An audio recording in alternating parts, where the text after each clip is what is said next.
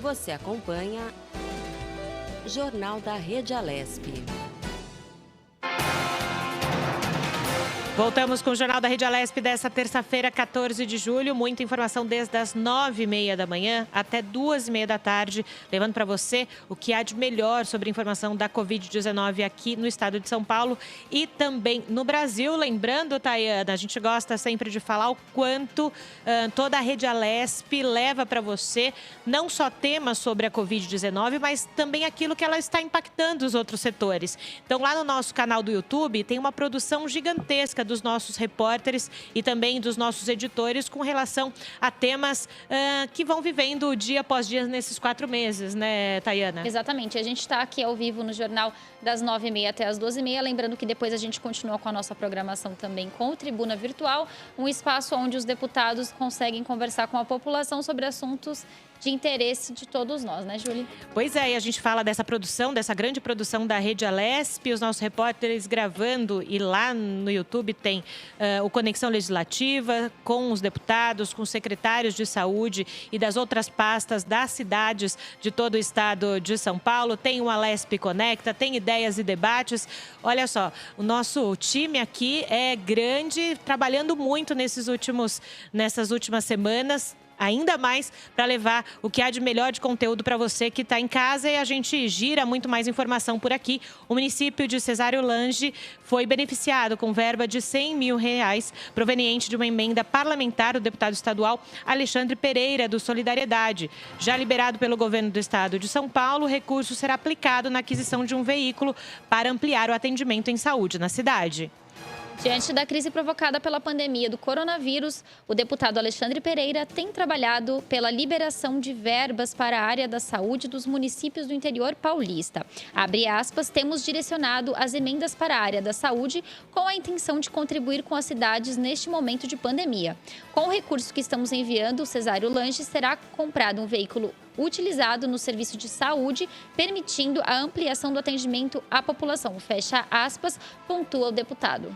Representando a Prefeitura, a assistente social Cristiane France, que atua no setor de saúde do município, recebeu das mãos do deputado o ofício informando, então, sobre a liberação da verba em visita ao seu gabinete, abre aspas. Essa emenda é uma conquista importante para Cesário Lange, que é uma cidade pequena e depende de recursos estaduais para fazer investimentos. Agradecemos o empenho do deputado Alexandre Pereira pelo envio desse recurso, que será investido nessa compra de veículo para a área da saúde. Fecha aspas.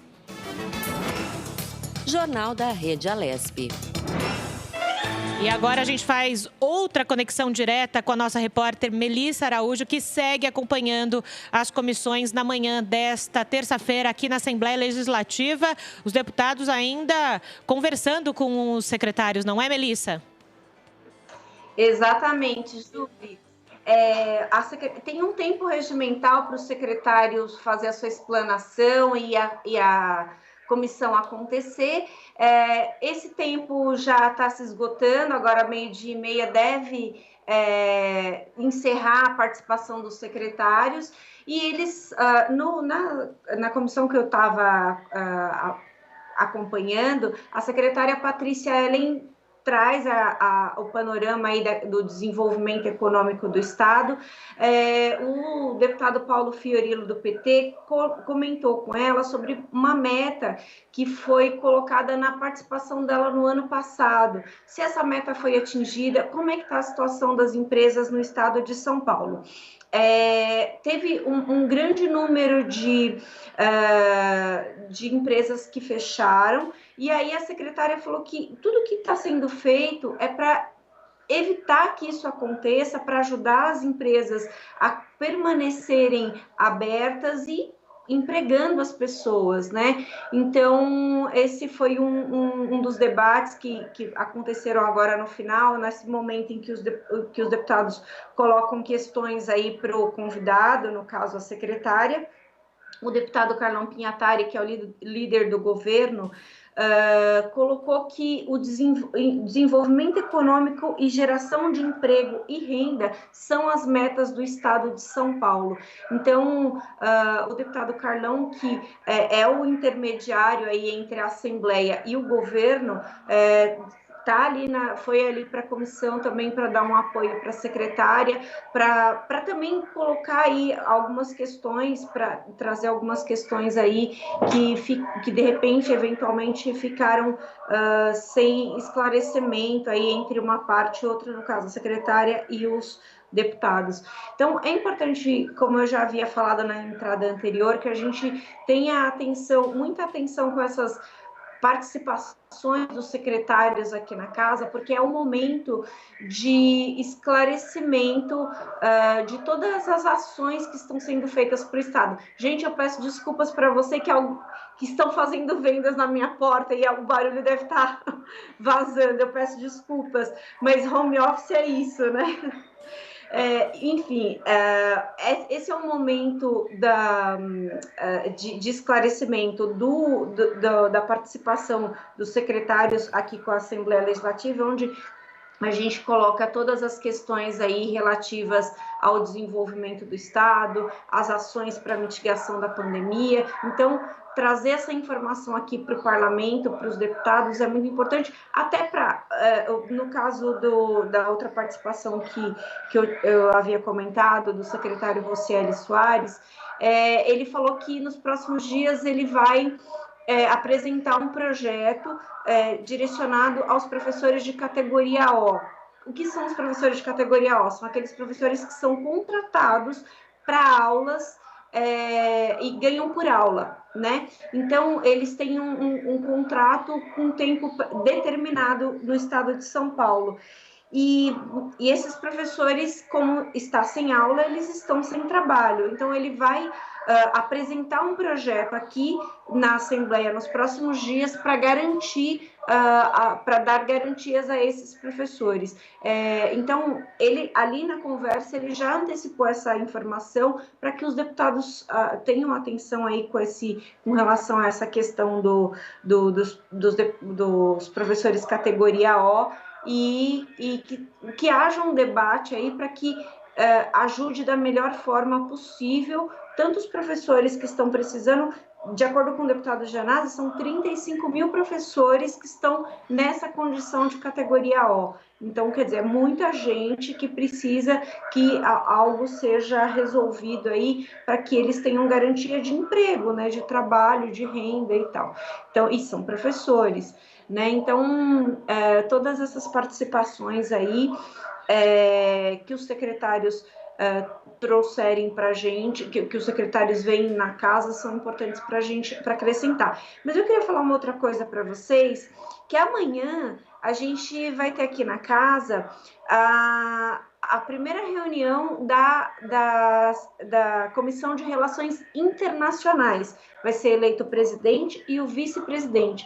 Essa comissão, ela foi definida no ano passado, foi aprovado no plenário no ano passado, agora eu não me lembro exatamente se foi no ano passado ou no começo desse ano, que com a pandemia parece que tudo passou tão, né, faz tanto tempo as coisas, enfim, os deputados definiram aí por essa Comissão de Relações Internacionais, e ela tem um papel muito importante aqui para o Estado. A gente lembra que São Paulo, por exemplo, tem um escritório em Dubai. O que isso significa? São as tecnologias e as relações de trabalho ou de estrutura que aquele país tem, que eles podem, de repente, trazer para o estado de São Paulo. Então, uma comissão de relações internacionais pode trazer para o estado projetos relacionados a esse tema e que vão ajudar no desenvolvimento. Então, Melissa. Ajuda em tecnologia e informação e uma série de coisas aí. Melissa, então, dentro disso que você está falando, para informar, então, que a Comissão de Educação e Cultura terminou há instantes, né? Então, com a presença, como você falou, com o secretário estadual da Educação, Rocieli Soares, que respondeu muito aos deputados com relação a essa retomada, né, da educação no estado de São Paulo. Logo mais, então, no nosso YouTube, na nossa programação, tem a repercussão dessa reunião da comissão, não é, Melissa? Exatamente, né? Os nossos repórteres estão aí acompanhando as comissões, acompanhando o que está acontecendo na Assembleia para trazer a informação em tempo real. E aí esclarecer tudo o que está acontecendo. Como eu falei anteriormente, é muito importante que a gente faça esse acompanhamento para que a gente tire dúvidas. Às vezes, como eu falei, a gente pensa por que o governo não faz tal medida, por que faz isso e não faz aquilo outro, e tudo está relacionado ao que determina a lei, as leis que regem tanto a administração de uma secretaria quanto a administração do Estado, né? Então, a prestação de contas de um secretário é verificar se todas essas leis que regem, por exemplo, as secretarias estão sendo respeitadas, né? Então, tem uma importância bem grande. E relembrando, né? Melissa... E aí, com relação a essa comissão que eu falei que vai começar amanhã, foi uma comissão que foi bastante comemorada pelos deputados.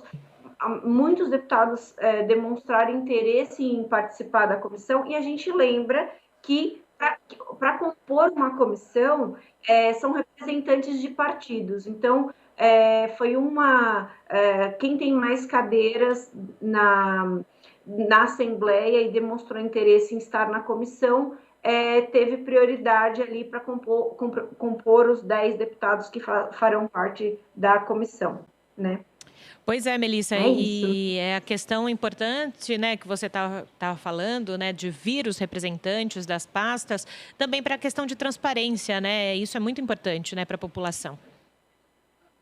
Sim, sem dúvida. É um momento, de ligação com essas pastas, com tudo que está acontecendo. A gente volta a dizer que assim, não havia um plano guardado na gaveta para uma pandemia. Não havia isso. Ninguém nunca tinha passado por isso no mundo, nessa geração, né? Então, a forma com que as secretarias estão lidando com esse problema tem uma importância muito grande para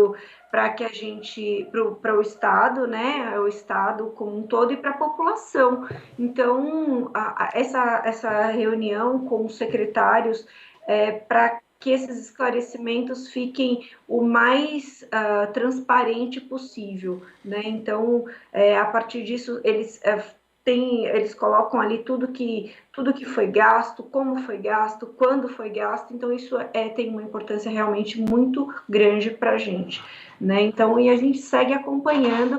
Provavelmente nos próximos dias nós teremos mais secretários aqui na casa, ainda que virtualmente, mas assim, como eu falei, a gente tem, seja presencial ou virtualmente, a gente está cumprindo aí a obrigação que diz na Constituição do Estado, né, que é a participação dos secretários, né? Então é isso. É importante, como a gente falou aí, é bom que a gente esteja de olho. Às vezes as pessoas não conhecem o andamento da Assembleia Legislativa, e esse então é um momento para conhecer melhor o parlamento mais importante da América Latina, né? Melissa, eu queria agradecer aí as informações que você trouxe sobre a Comissão de Educação e Cultura e também sobre a comissão que vai ter amanhã a primeira reunião da Comissão de Relações Internacionais. Muito obrigada e até uma próxima. Até. Boa tarde, meninas. Boa tarde, tchau, tchau. Boa tarde, Melissa. Sempre os nossos repórteres trazendo aqui para você no Jornal da Rede Alesp o que acontece dentro da Casa Legislativa maior aí de todo o território nacional. É importante, né, que os nossos repórteres contem o andamento da casa e como funciona esses bastidores, que às vezes as pessoas que estão em casa não entendem como funciona um pouquinho essa questão de comissão, de CPI, quando um projeto ele efetivamente vai a plenário para ser votado ou quando ele vale como lei, né? Então é importante que os nossos repórteres tragam essa informação e leve essa prestação de serviço a você que está em casa todos os dias. Lembrando, de novo, todos os dias, de que horas a que horas? Todos os dias, então, o nosso jornal das 9h30 às 2h30. E à tarde a gente continua com a nossa programação e também as comissões de forma virtual também aí em horários alternados, depende aí do dia. Então, quando estamos com comissão, ela fica sendo transmitida pela TV e o nosso jornal pelo YouTube. Pois é, e se você perdeu alguma transmissão ao vivo, você pode ir lá no canal do YouTube, rever toda essa comissão que aconteceu para você ficar muito bem informado, e também tem todas as reportagens da nossa equipe aqui da Rede Alesp, já voltando então a transmissão não só no YouTube. Então, nesse momento, voltando o Jornal da Rede Alesp para todo o sistema Rede Alesp, não só pelo YouTube, e a gente vai seguindo por aqui, porque daqui a pouco nós temos aqui na Rede Alesp a transmissão da coletiva de imprensa que acontece todos os dias lá no Palácio dos Bandeirantes. Hoje, lembrando que de terça e quinta-feira é o chamado Coletiva da Saúde, né? Em que o pessoal lá do Centro de Contingência da Covid-19 reforça as orientações de saúde em todo o estado de São Paulo e atualiza também com relação à letalidade da Covid-19 aqui no estado de São Paulo, não é? Exatamente. E na segunda, quarta e sexta, com a presença do governador e de todas as pastas do governo do estado. Pois é, e a gente gira a informação por aqui. Produto considerado vilão da degradação ambiental e após anos de campanhas para reduzir o seu uso, o plástico ressurgiu em variados formatos com o avanço da pandemia da Covid-19. O plástico voltou com tudo como estratégia de proteção, seja em forma de barreiras físicas, em supermercados e protetores faciais, ou até mesmo para as pessoas que trabalham na área da saúde possam abraçar seus familiares com segurança. Para se ter ideia do impacto, estima-se que apenas nos Estados Unidos a produção do material suba entre 250% e 300% nesse ano. O desafio a partir de agora é aumentar as políticas públicas para a reciclagem da quantidade de plástico usada durante a pandemia global. E a gente continua as informações por aqui, falando do governo do estado de São Paulo. O governador João Dória solicitou ao Detran de São Paulo análise e obteve parecer favorável da Procuradoria-Geral do Estado, a PGE, para suspender a cobrança de taxa de inspeção semestral de veículos escolares. A decisão é porque não houve prestação de serviços devido à suspensão das aulas presenciais nas escolas municipais e estaduais em razão da pandemia de Covid-19.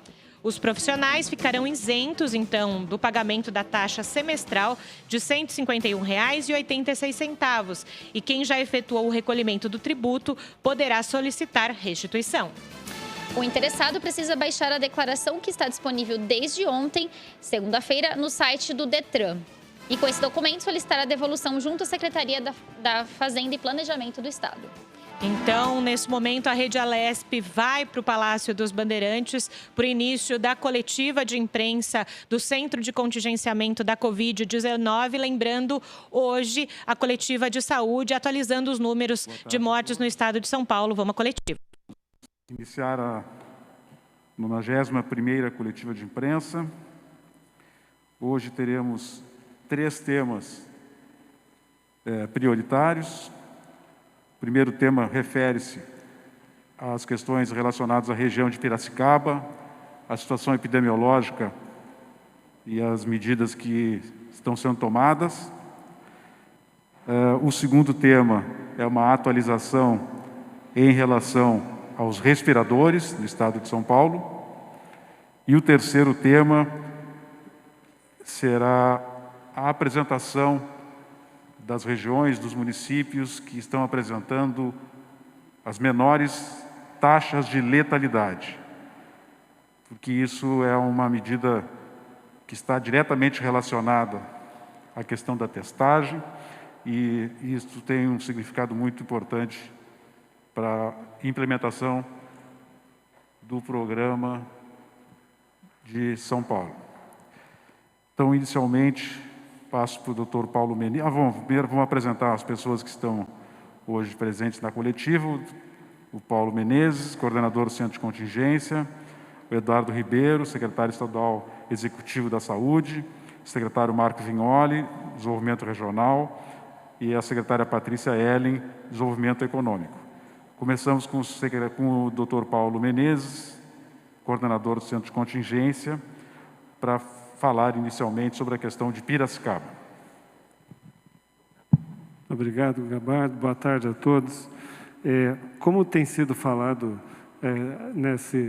nessa coletiva com frequência, o Centro de Contingência acompanha e monitora diariamente a situação epidemiológica e de assistência de todas as regiões do Estado de São Paulo.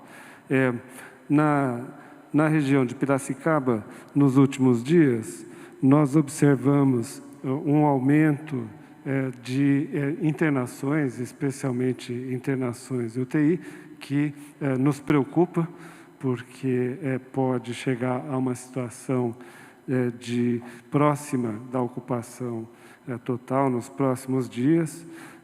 A situação em relação aos indicadores epidemiológicos é uma situação também que indica algum crescimento no número de casos de uma semana para outra, mas dentro dos critérios considerados para a faixa que está classificada a região, de forma que nós externamos essa preocupação aqui e para a Secretaria de Saúde, para o governo, e vamos monitorar essa situação da região com todo cuidado até o final da semana, para então verificar se há uma melhora da condição epidemiológica e de assistência dessa região. A nossa preocupação é que não haja nenhuma possibilidade de não haver assistência adequada para todas as pessoas que precisam, como a gente tem tido no Estado de São Paulo todo ao longo desses meses de enfrentamento da pandemia. Muito obrigado. Bom, então, em função desta observação, recomendação feita pelo Centro de Contingência, que mostra que o monitoramento é feito efetivamente, diariamente. Vou pedir para o Eduardo Ribeiro apresentar, então, quais são as medidas que estão sendo tomadas em função desta recomendação do Centro de Contingência para que elevássemos o nível de atenção para a região de Piracicaba. Muito bom dia a todas e a todos. Em complementação à fala do professor Paulo, destacar aqui destacar mais uma vez a virtude do Plano São Paulo em possibilitar que o governo do Estado de São Paulo, à luz das diretrizes do Centro de Contingência, avalie diariamente a dinâmica do enfrentamento da pandemia em cada município, em cada região, e com isso possa adotar, de pronto, medidas necessárias para evitar qualquer transbordo de pacientes em relação à capacidade instalada em cada região. Nesse sentido, de imediato, para a região de Piracicaba, o governo do Estado de São Paulo adota duas medidas. Primeiro, nós incluímos Piracicaba como região de encaminhamento preferencial para o Hospital de Campanha do Ibirapuera. Então, se lembrarmos, recentemente, nós direcionamos Campinas como origem preferencial para o Hospital de Campanha do Ibirapuera e agora estamos incluindo Piracicaba nessa diretriz. Então, no momento, Campinas e Piracicaba são origens preferenciais de pacientes que terão a possibilidade de encaminhamento para o Hospital de Campanha do Ibirapuera. Adicionalmente, e de forma imediata, nós implementamos mais 12 leitos de UTI no Hospital Regional Zilda Arnes de Piracicaba, que é um hospital estadual. Além disso, eu gostaria de aproveitar a oportunidade para destacar aqui uma notícia importante.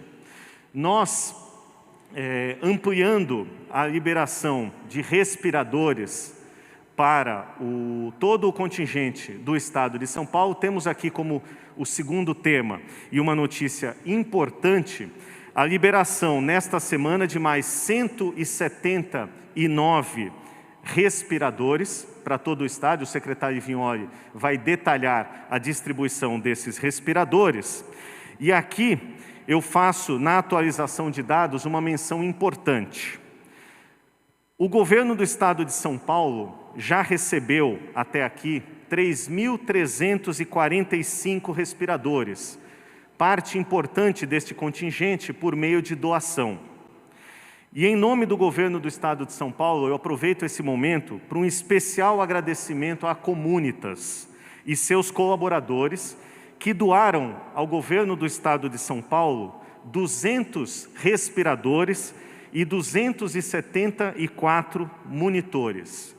Essa importante iniciativa reforça o espírito colaborativo da Comunitas e de todos aqueles outros parceiros do governo do Estado de São Paulo que, da mesma forma, vêm apoiando as ações do governo do Estado de São Paulo para salvar vidas. Era isso, obrigado. Obrigado, Eduardo. Então, nesse tema ainda dos respiradores, pedir para que o secretário Vignoli faça a atualização. Boa tarde a todos. Seguindo aqui sobre os respiradores, aqui a distribuição no Estado de São Paulo. Como disse o Eduardo, nós, algum tempo atrás, acho que semana passada, o governador João Dória anunciou que chegávamos a 3.000 respiradores recebidos e agora já avançando mais, chegando em 3.345. Total de respiradores colocados nos municípios do Estado de São Paulo já superam os 2.500 respiradores em todo o Estado. 2.571 respiradores sendo distribuídos nesse momento, com um foco principal no interior do Estado de São Paulo. Portanto, hoje, os 179 novos respiradores que nós anunciamos, levando para as regiões de Araçatuba, 14 respiradores, Araraquara, 1 respirador, Barretos, 10 respiradores, Bauru, 5 respiradores, Campinas, 11 respiradores, Grande São Paulo, 10 respiradores, Marília, 3 respiradores, Piracicaba, 12 respiradores, São José do Rio Preto, 38 respiradores, Sorocaba, 25 respiradores e Vale do Paraíba, mais focado na região de Taubaté e do Vale Histórico, 50 novos respiradores. Tudo isso totalizando esses 2.571 respiradores já distribuídos no Estado de São Paulo, o que possibilitou mais do que dobrar a nossa capacidade hospitalar e os leitos de UTI. Com isso, é importante também ressaltar que nós tivemos, ao longo desses últimos dias, um fortalecimento dessa capacidade hospitalar. A DRS-10 de Piracicaba, que agora tem o hospital de campanha do Ibirapuera como uma referência preferencial também. Além disso, já dispersamos 73 respiradores na região e um total de mais de 6 milhões de reais em apoio ao combate ao coronavírus. Eu quero finalizar aqui sobre essa parte da DRS-10, parabenizando os prefeitos da região que tiveram boas e responsáveis iniciativas ao longo desses dias, né, mantendo restrições duras para que a gente possa seguir fazendo o combate ao coronavírus de forma responsável naquela localidade, em especial o prefeito Barjas Negre de Piracicaba e o prefeito Juninho de Rio Claro. Aqui, trazendo também números importantes sobre a letalidade no estado de São Paulo, eu quero anunciar os 10 municípios com a menor letalidade de todo o estado de São Paulo. Nós viemos abaixando a taxa de letalidade do estado de São Paulo, portanto, índices melhores. O governador João Dória anunciou ontem um índice histórico de 4,8% de letalidade, né, mortes perante o número de casos, e os municípios que lideram esses bons indicadores, acima de 100 mil habitantes, são Araraquara, com 1,17%, Taubaté, com 1,89%, Bauru, com 2,06%, Botucatu, com 2,14%, São Carlos, com 2,37%, Presidente Prudente, com 2,39%, Bragança Paulista, com 2,57%, São José dos Campos, com 2,73%, Araçatuba, com 2,9% e São José do Rio Preto, com 2,94%.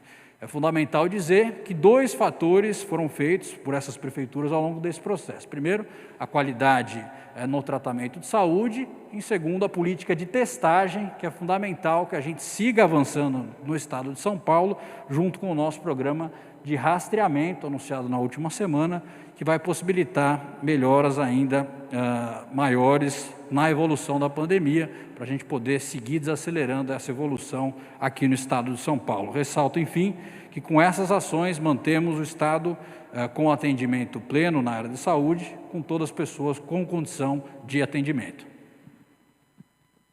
Obrigado, secretário Vignoli. Passamos à secretária Patrícia Ellen para suas considerações. Obrigada, secretário Gabardo. Eu queria reforçar aqui o reconhecimento também da participação da população nesse momento de transição que estamos vivendo, uma série de regiões já avançando aqui para a etapa de flexibilização, sobretudo na região metropolitana, Baixada Santista e Registro. Lembrando que a nova atualização do Plano São Paulo, que foi anunciada na última sexta-feira, entrou em vigor ontem, e nessa atualização nós temos essas regiões iniciando a etapa amarela. Nós temos 4 regiões hoje mantidas na fase vermelha de alerta máximo, onde nós temos ali Araçatuba, Campinas, Ribeirão Preto também e Franca, e as demais regiões do estado na fase laranja. O governador renovou a quarentena e, com isso, queria reforçar o agradecimento à população que está conseguindo praticar o isolamento social. Nós tivemos o resultado de ontem de 45% de isolamento na capital e no estado de São Paulo, e nós temos aqui, dos dados do dia 12, os municípios que tiveram maior delta de isolamento, que são a capital, São Paulo, Santana de Parnaíba, São Caetano do Sul, Campinas, Ribeirão Preto, Santo André, Valinhos, Santos, Barueri e São Bernardo do Campo. Todos eles registrando uma média acima dos números, né, da origem da quarentena, acima de 20 pontos percentuais, e a capital com 24 pontos percentuais de diferença de delta de isolamento. Muito obrigada. Obrigado, secretária Patrícia. Vamos passar para o Dr. Paulo, centro de contingência, que hoje deveria haver atualização dos dados, mas ele tem algumas informações a respeito desse tema. Os dados apresentados diariamente, eles são obtidos a partir da extração das informações dos bancos de vigilância epidemiológica do Ministério da Saúde. São 2 bancos, um deles se chama CIVEP-GRIP, e de ontem para hoje, isso é feito de uma forma automatizada, de madrugada, e de ontem para hoje nós fomos pegos de surpresa com um mecanismo que impede robôs de terem acesso, esse chamado CAPTCHA, e não foi possível até de manhã fazer a extração dos dados para poder apresentar o nosso boletim. Nossa equipe técnica da Secretaria da Saúde entrou em contato com o Ministério da Saúde, está sendo resolvido e acreditamos que nas próximas horas nós tenhamos os números atualizados para o dia de hoje. Ok, doutor Paulo. De qualquer maneira, então, se for possível, no site já será atualizada essas informações. Do contrário, amanhã nós faremos a atualização, então, dos 2 dias, né, de segunda e de terça-feira. Bem, agora vamos para a parte das perguntas. Eu primeiro quero agradecer aos veículos de comunicação que estão transmitindo essa nossa entrevista coletiva, em especial aos meios, às empresas que estão presentes. Temos aqui a SBT, CNN, TV Cultura, Rede TV e a TV Globo, Globo News. De imediato eu passo para a primeira pergunta, que é do Fábio Diamante, SBT. Boa tarde, doutor Gabardo. Boa tarde a todos. Eu queria fazer 2 perguntas. A primeira em relação a Piracicaba. Queria entender o que houve, né? Porque sexta-feira Piracicaba foi promovida, né? Saiu da fase vermelha. Queria saber se houve algum atraso nos dados ou se teve alguma mudança muito brusca depois do anúncio na sexta-feira. Uma segunda pergunta, considerando que praticamente todos os estados que fazem fronteira com São Paulo estão numa situação mais delicada da Covid, eu queria saber se o São Paulo tem recebido pacientes dos outros estados, principalmente Minas, né, Paraná e o Mato Grosso do Sul, ali nos hospitais mais próximos para atendimento na rede pública. Obrigado. Vamos dividir as 2 perguntas. A primeira, sobre Piracicaba, vou pedir para o doutor Paulo falar pelo centro de contingência, mas antes, sempre alertando que o Plano de São Paulo prevê esse monitoramento diário de todas as informações E a gente fez questão de sempre dizer que não era um plano de flexibilização, ele era um plano de absoluto controle de recomendações para as situações epidemiológicas que estivessem se apresentando. E quando houvesse necessidade de algum alerta para aumentar algum tipo de restrição à mobilidade, seria recomendado pelo centro de contingência. Mas eu passo para o Dr. Paulo para falar sobre essa questão de por que na semana passada passou para o laranja e hoje nós estamos com essa recomendação para a região de Piracicaba. Dr. Paulo, por favor. Obrigado. Como nós falamos, Fábio, o monitoramento ele é constante, ele é diário. Na sexta-feira, utilizando os dados das 2 últimas semanas, a região de Piracicaba foi classificada, de acordo com os critérios do Plano São Paulo, em laranja. De lá para cá, um indicador tem se mostrado mais preocupante, especialmente a taxa de ocupação de leitos de UTI. Nós estamos acompanhando, vocês já observaram em outras ocasiões mudanças de nível de risco de outras regiões, quando foi necessário, de forma que aqui nós estamos trabalhando da mesma maneira, acompanhando. Algumas medidas foram tomadas a partir dessa situação e vamos ver até o fim da semana como a região vai se comportar. Pedir para o Eduardo falar sobre a segunda questão, sobre a possibilidade de migração de pacientes de outros estados para São Paulo. Veja, o estado de São Paulo é tradicionalmente um estado acolhedor no quesito saúde pública. Então, tradicionalmente, todos os hospitais de alta complexidade de todo o estado e toda a rede estadual fronteiriça, ela rotineiramente recebe pacientes que vêm de estados limítrofes, e isto tradicionalmente é bem acolhido pelo governo do estado de São Paulo. Nós temos monitorado se isso vem se intensificando e de alguma forma tensionando de forma excessiva as redes, mas no que se refere ao comportamento do governo do estado de São Paulo em relação a esse fato, o governo do estado de São Paulo sempre foi, sempre será acolhedor com todos os brasileiros que buscarem a saúde no estado de São Paulo. Fábio, só em relação ainda à sua primeira pergunta, a recomendação de hoje é de alerta, não é de alteração de fase, não é alteração da bandeira laranja para o vermelho. É uma recomendação, um alerta que o centro de contingência, monitorando os dados, identificou um aumento, um acréscimo no nível de utilização dos leitos de UTI. Antes de qualquer outra medida, a Secretaria tomou providências para ampliação, colocando o hospital de campanha de Ibirapuera já à disposição da região, ampliando leitos de UTI em todas as medidas que foram colocadas pelo Eduardo. Não há a recomendação, neste momento, de alteração de fase, alteração de bandeira. Ok? Só complementar a pergunta, se for necessário essa alteração de fase, precisa esperar a sexta-feira ou vamos imaginar, isso pode ser feito de emergência em qualquer dia? Pode ser feito de emergência em qualquer dia. A ideia é que, pelos dados que nós temos hoje, é possível, e com as medidas que já foram tomadas pelo governo do Estado, aguardar até sexta-feira para um posicionamento mais definitivo. Mas, se houver necessidade, se tiver algum risco, a gente pode tomar essa decisão antes da sexta-feira. Segunda inscrito é a CNN, a Isabela Faria. Boa tarde a todos. Eu gostaria de saber sobre a plataforma de triagem que foi lançada hoje para as inscrições de profissionais da saúde. Sei que foi lançada hoje, mas já temos alguns dados.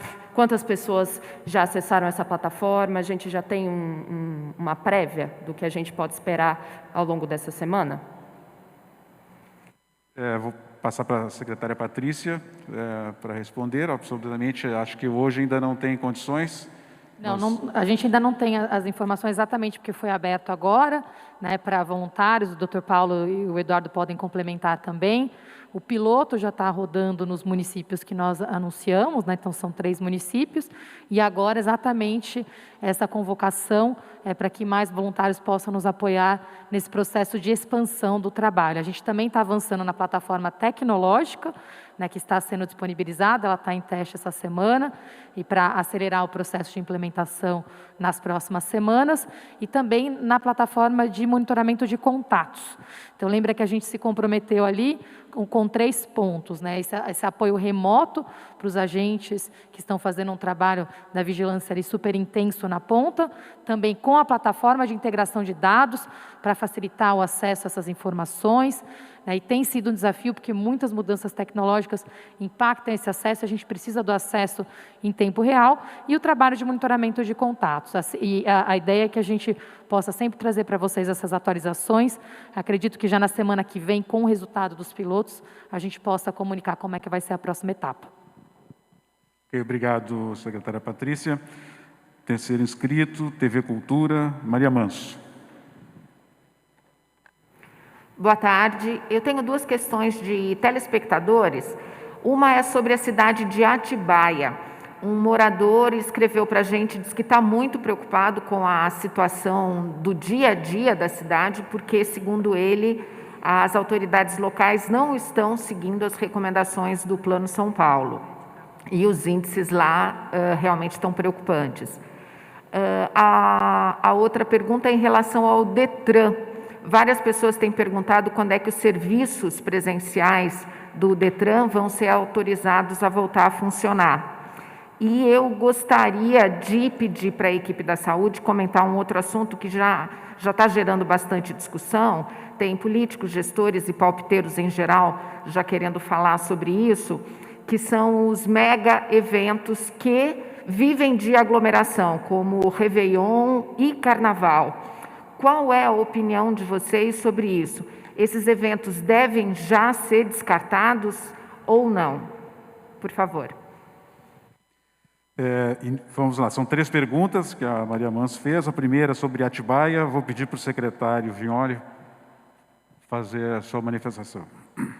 Atibaia tem 352 casos e 13 óbitos. A região está na fase vermelha, né, junto com toda a DRS de Campinas, nossa diretoria regional de saúde, e, de fato, a Prefeitura de Atibaia, ela, desde o início desse processo de quarentena, ela busca uma maior flexibilização, nós somos amplamente contrários, e para resguardar a saúde pública da população de Atibaia, nós mais uma vez recomendamos para o prefeito que possa seguir o Plano de São Paulo, resguardando a vida da população. Eu acho que a preocupação colocada pela moradora faz todo sentido. Nós estamos dialogando com o município para que cumpra o regramento da saúde e possa resguardar a vida da população de Atibaia. Obrigado, Vignoli. Pedi para a secretária Patrícia falar sobre essa questão do retorno às atividades presenciais relacionadas ao Departamento de Trânsito do Estado. Na semana que vem, nós traremos os detalhes de como será o funcionamento do DETRAN e do Poupa Tempo.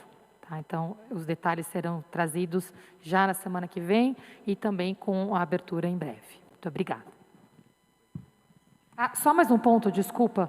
Eu queria só também destacar que a gente está fazendo 2 trabalhos importantes. O primeiro é uma integração dos serviços entre o Poupa Tempo e o DETRAN, que foi otimizada durante o período da pandemia, exatamente pela necessidade dos serviços online. O DETRAN e o Poupa Tempo, ambos estão sob a gestão da Secretaria de Governo, com o vice-governador Rodrigo Garcia, e ele fez um pedido de modernização e integração tecnológica, também está sendo feito pela Prodesp, e com esse trabalho, hoje os serviços já estão funcionando no site e também no modelo drive-thru. Então, as 2 coisas estão funcionando e semana que vem a reabertura nesse novo modelo integrado para facilitar ainda mais a vida dos cidadãos será trazida em detalhes. Obrigado, secretária Patrícia. Sobre o terceiro item da pergunta, sobre eventos ou mega eventos, Centro de Contingência, doutor Paulo, coordenador do Centro de Contingência, fala. Bom, o Centro de Contingência já discutiu e aprovou a questão dos eventos, mas são eventos com entrada controlada, com limite de capacidade reduzida, a partir da situação verde. Mega eventos onde não há controle de quantas pessoas participam e há definitivamente uma aglomeração enorme, não estão na visão, vamos dizer, próxima do centro de contingência. Serão, no mínimo, para a fase azul e não para a situação que nós temos próxima, nas próximas semanas ou meses até. Então, eu diria que é compreensível a necessidade de planejamento desses mega eventos, mas frente à situação que nós temos hoje da pandemia, da ameaça de transmissão na população aqui no estado de São Paulo, não é algo que o centro de contingência considera possível nesse momento. Eu complementaria que esse tema, obviamente, tem uma dependência muito grande da situação da vacina, que vai depender muito de em que momento a vacina poderá estar disponível pelo menos para a população de maior risco. Próximo, Beth Pacheco, TV Globo, Globo News. Boa tarde. Eu queria saber dos dados, né, de casos confirmados, morte, o que aconteceu para o atraso da atualização de hoje. E em relação aos testes que hoje começaram a ser feitos nos bairros com maior vulnerabilidade social, né, o Jardim Pantanal, parece que seria o primeiro hoje. Queria saber se vocês têm notícias de lá, como a população está reagindo, de que maneira isso pode ajudar também na questão do controle, né, desse mapa, né, de imunização. Pedro, eu acho que vou responder, porque esses dois temas também já foram tratados inicialmente. A questão do atraso ocorre porque a Secretaria de Saúde, ela recebe esses dados, capta essas informações do sistema do Ministério da Saúde. E por alguma razão, hoje, esse sistema está inoperante, nós não estamos conseguindo fazer a extração dos dados do banco de dados do Ministério da Saúde. É possível que isso hoje à tarde possa estar já regularizado, então nós vamos aguardar esse momento para poder fazer a apresentação, a atualização dos dados. Em relação à questão dos testes, nós ainda não temos informações sobre essa atividade que começou agora nas últimas 24 horas. A secretária Patrícia está prevendo que nas próximas coletivas a gente já possa fazer algum tipo de anúncio com algum resultado. Não sei se a secretária Patrícia quer complementar alguma coisa adicional em relação a essa pergunta da Beth, em relação à testagem nas áreas de maior vulnerabilidade. Esses testes os testes que são executados pelo Instituto Butantan e pela rede pública de testagem, que está sob o comando do governo do estado, todos são monitorados e nós já temos painéis de controle de acompanhamento sob a liderança do Dimas Covas. E na próxima coletiva, aqui, provavelmente na quinta-feira, nós traremos, inclusive, uma amostra de como esses painéis são acompanhados. Quando o doutor Paulo mencionou aqui, e o secretário Eduardo, sobre os testes em geral, são dois números diferentes. Um são os testes que o governo executa e o outro são todos os testes realizados no Estado, que são consolidados e integrados nessa base de dados, que é controlada aqui pelo CVE, pela Secretaria de Saúde. Tá? O dado que a gente teve, o desafio aqui da integração hoje, foi o dado geral. Para os testes executados nas comunidades, tudo está sendo feito com uma plataforma bastante moderna, inclusive, num trabalho integrado pelo Instituto Butantan, e entendo, Gabardo, que se for necessário, que a gente pode, inclusive, trazer, né, para mostrar como esse acompanhamento é realizado. Muito obrigado, secretária Patrícia. Vamos para a última pergunta, da Rede TV, Carolina Riguenco. Olá, boa tarde a todos.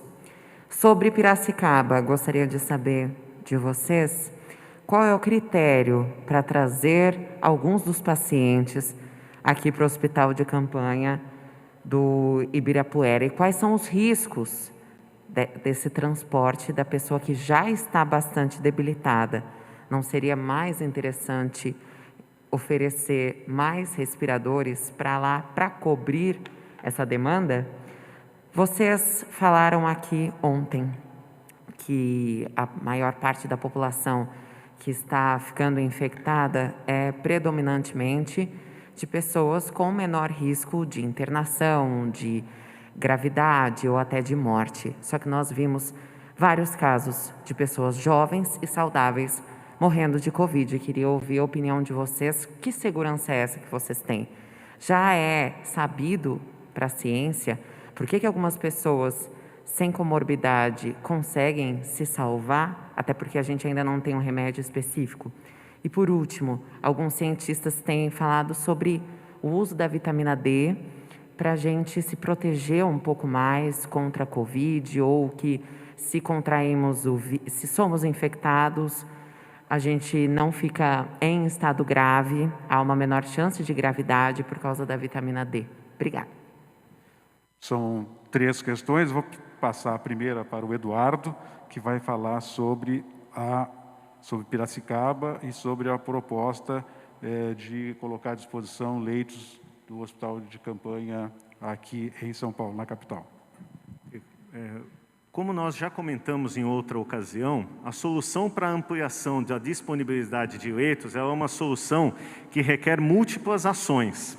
Então, nesse caso específico de Piracicaba, o que nós fizemos foi uma associação de ampliação local de leitos de UTI. Nós já havíamos ampliado de forma muito intensiva o número de leitos de UTI, inclusive no nosso Hospital Regional de Piracicaba, que já conta com 36 leitos de UTI, agora incorporando mais 12 leitos de UTI para a disponibilização de oferta local. Associado a isso, nós ampliamos o referenciamento.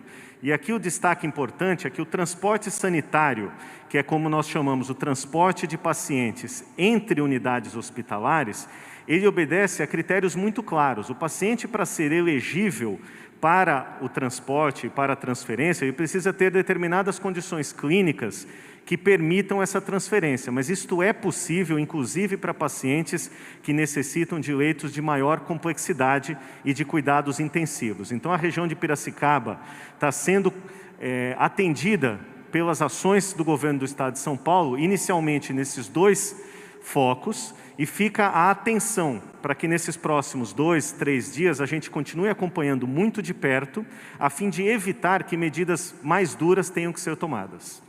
Obrigado. Doutor Paulo, sobre a questão da vitamina D, a indicação, o uso e o benefício que poderia ter a vitamina D para pacientes com Covid.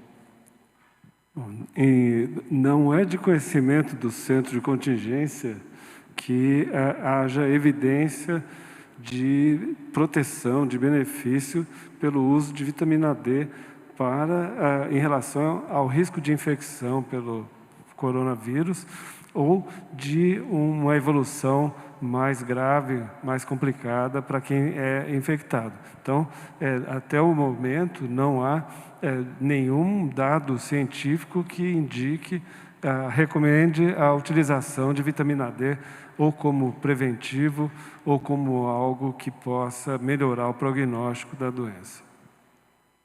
Obrigado, doutor Paulo. O secretário Vignoli quer complementar a informação sobre o transporte de pacientes. Só adicionando a resposta do secretário Eduardo, nós também estamos anunciando hoje 12 novos leitos de UTI em Piracicaba. Então, em uma ponta, a gente traz imediatamente essa referência para o Hospital Ibirapuera e também criamos mais novos leitos que se adicionam aos 73 respiradores e mais de 6 milhões de reais já investidos na região. Mas também o Estado de São Paulo tem uma estratégia de transporte com um investimento de 9 milhões de reais em ambulâncias equipadas, semi-UTI, com respiradores para fazer esse transporte dos pacientes que tiverem a condição adequada para tal. Então, o investimento em toda essa corrente, sejam nos leitos da região, sejam no hospital de campanha aqui em São Paulo, já pronto e eficiente também, seja no transporte desses pacientes. Obrigado, secretário Vignoli. Em relação à questão das faixas etárias, de questionamento sobre quem fica doente com maior incidência, de acordo com a faixa etária, e a questão das internações e dos óbitos.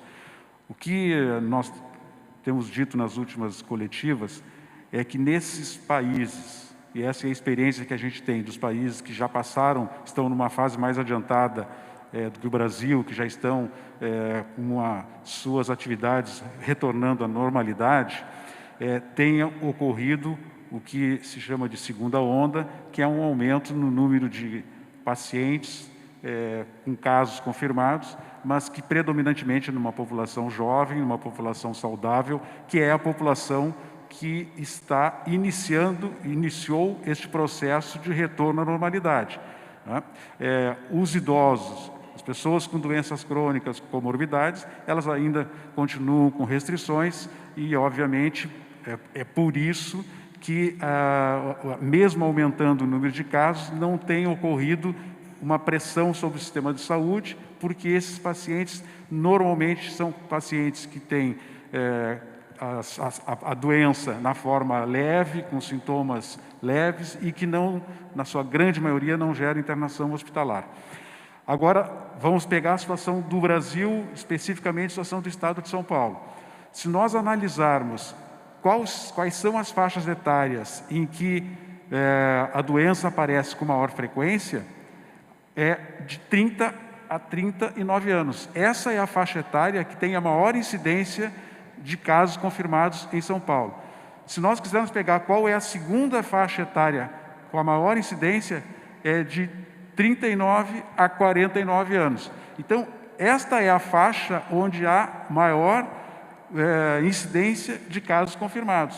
E, não obstante, que quando se pega a análise de óbitos, ela vai ocorrer na faixa etária de 70 a 79 anos. Então, há uma diferença aí, onde a doença ocorre com mais frequência e é onde a doença ocorre com maior gravidade, com maior necessidade de internação e com maior óbitos. Se o doutor Paulo quiser complementar sobre essa questão, por favor. Eu acho que só acrescentaria que a mensagem é, de fato, os idosos, os portadores de doenças crônicas, têm uma maior chance de uma evolução mais grave e, eventualmente, também de ir a óbito. Mas isso não significa que as outras faixas etárias não estão sob risco. Então, se nós olharmos o total de óbitos por faixa etária, como a incidência é muito maior nos adultos, nós vamos ver que a contribuição de óbitos nessa faixa é grande e acho que a mensagem principal é: todos têm que se proteger, porque a doença pode ser grave e a gente nunca sabe quem vai ter a sorte ou o azar em relação a um mau prognóstico. Bem, acho que essas eram as perguntas que estavam selecionadas. Agradeço a presença de todos, agradeço em especial aos jornalistas aqui presentes e até a nossa próxima coletiva amanhã, onde então nós faremos a atualização dos dados que hoje ficaremos devendo. Muito obrigado.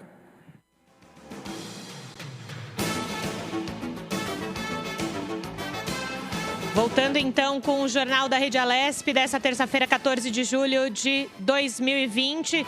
Terminada agora a coletiva de imprensa da saúde lá no Palácio dos Bandeirantes e nós repercutimos aqui algumas questões, né, que foram faladas por lá, principalmente a questão de atualização das mortes e dos casos da Covid-19 aqui em São Paulo e também no Brasil. Segundo o comitê, não foi feita essa atualização nesse momento e durante a coletiva, porque eles pegam esses números do site do Ministério da Saúde e por alguma questão está inoperante o site do Ministério da Saúde nesse momento, então eles não conseguiram pela manhã fazer toda essa questão de compilação dos resultados, né, e desses momentos. Também quem acompanhou mais da coletiva de imprensa que terminou agora, que puder dar um resumo para a gente, né, Tayana, por favor. Sim, eu acompanhei aqui e a situação, na verdade, preocupante é na região de Piracicaba. Não foram informados os números, porém,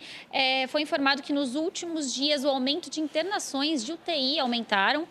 Aumentou também o número de casos de uma semana para outra. registrados, então por isso que ficou o alerta. E também foi anunciado 2 medidas. Vão incluir Piracicaba como a região preferencial de envio de pacientes para o Hospital de Campanha do Ibirapuera e a implementação de mais 2 leitos de UTI no Hospital de Piracicaba. Outra informação também que eles deram hoje aqui na coletiva, Júlia, foi a ampliação do número de respiradores, tá, para 179, que serão distribuídos no estado de São Paulo. Esses 179 respiradores, eles serão preferencialmente distribuídos no interior de São Paulo, que é onde realmente aumentou muito o número de casos agora. No total, o estado de São Paulo já tem 3.345 respiradores doados. Então, eles também aproveitaram para fazer o agradecimento à Comunitas, né, que doou respiradores ao governo. Então, eles fizeram esse agradecimento hoje. Aproveitando só essa sua deixa, o Marcos Vignoli, secretário de Desenvolvimento, ele falou sobre justamente a região de Piracicaba e que teremos 12 novos leitos de UTI, então, em Piracicaba, justamente por esse momento preocupante do interior de São Paulo, Tayana. Exatamente. Então, foram esses os destaques, né, do começo aí da coletiva, já que hoje a gente não teve acesso aí a números, mas em breve o governo deve anunciar aí o novo número de casos e de vítimas aí da Covid-19. É isso mesmo, eles disseram que provavelmente agora, no período da tarde, o sistema do Ministério da Saúde também se normalize, então eles vão acompanhar logo. Se por acaso ainda estivermos aqui no ar com o Jornal da Rede Alesp até as 2h30 da tarde, a gente continua e dá essa informação para vocês. E a gente faz um resumo, então, do que aconteceu nesse segundo bloco. Uma das principais portas de entrada do novo coronavírus, os olhos podem ser muito afetados pela doença. Segundo a Academia Americana de Oftalmologia, o vírus causa conjuntivite em até 3% dos contaminados, além de poder atacar a retina, a úvea e causar inflamação na córnea. Esses problemas podem ser prevenidos com idas frequentes ao oftalmologista, também durante a pandemia da Covid-19. O Jornal da Rede Alesp faz um rápido intervalo. Na volta, muito mais informação para você. Até já, não saia daí.